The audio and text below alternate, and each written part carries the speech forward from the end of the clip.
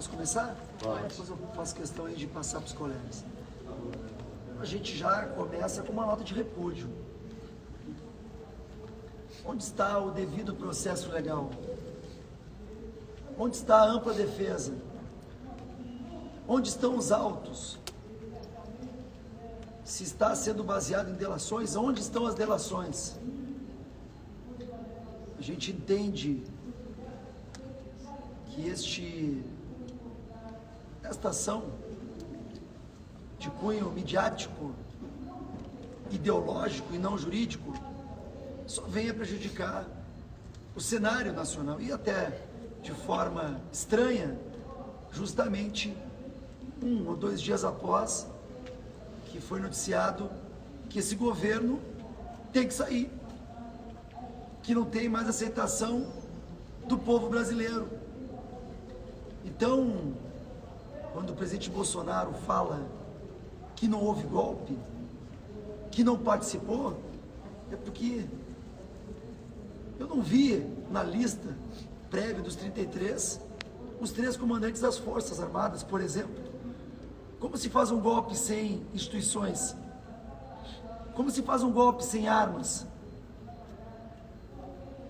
Nesse sentido que a gente, com muita responsabilidade e maturidade, entende que essa denúncia não vai avançar, que se a justiça existe agora, numa ampla defesa, com os advogados sendo respeitados, podendo argumentar e passar o que aconteceu, o presidente Bolsonaro não só permanecerá livre, como, logicamente, o que desejamos que ele concorra, porque para isso, ou melhor, é nesse sentido que a gente entende que estão acontecendo esses movimentos políticos, porque hoje ele está à frente das pesquisas, hoje ele ganha no primeiro e no segundo turno do atual presidente, este sim condenado em todas as instâncias. Então a gente acredita que o Brasil precisa de justiça.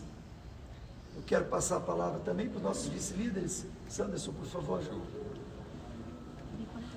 Complementando o que o nosso líder Zucco assinalou, nós temos 2 situações que chamam muita atenção. Primeiro é a falta de materialidade delitiva. Nós temos apenas suposições, são ilações, conjecturas, hipóteses fantasiosas que apontam para uma autoria criminal. E isso não basta para que um processo criminal seja iniciado. O Ministério Público apresentou a denúncia.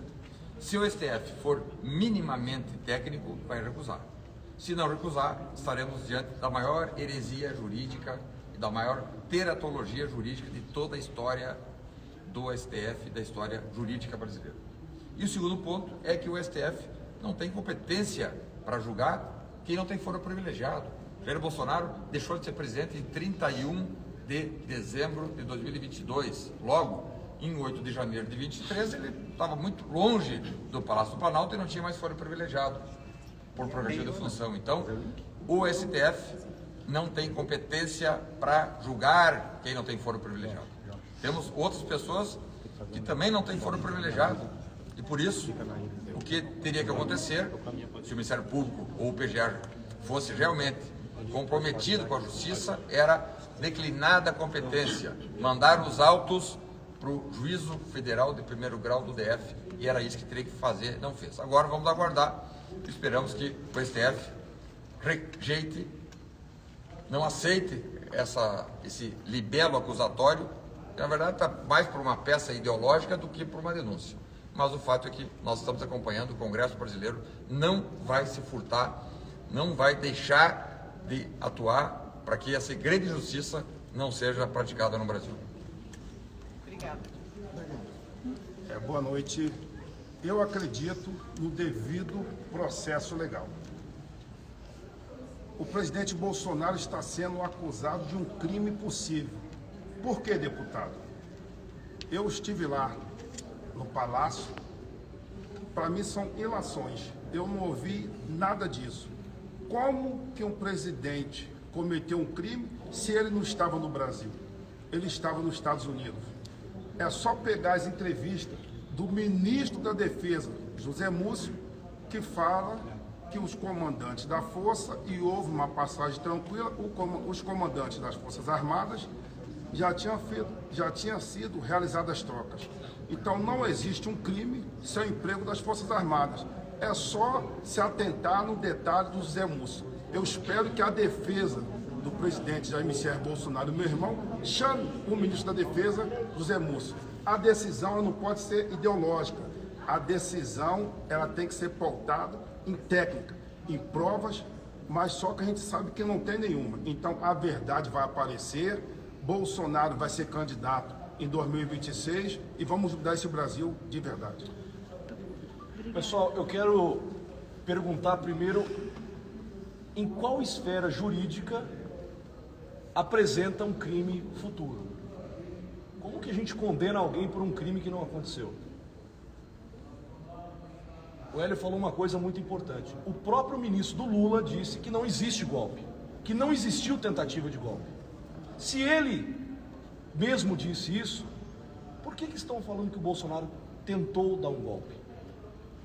O que nos preocupa hoje no nosso país, e deveria preocupar a todos vocês, é que esses julgamentos, tudo o que está acontecendo no Brasil, está sendo ideológico, não está sendo jurídico.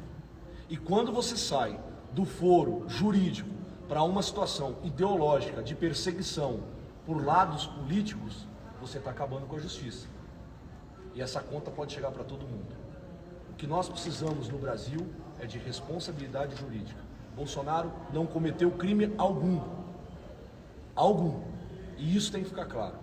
E eu espero que a primeira turma do STF faça o seu papel decentemente. Não que eles tenham feito até agora. Obrigada. Obrigada. Tem alguma ação prevista já como manifestação?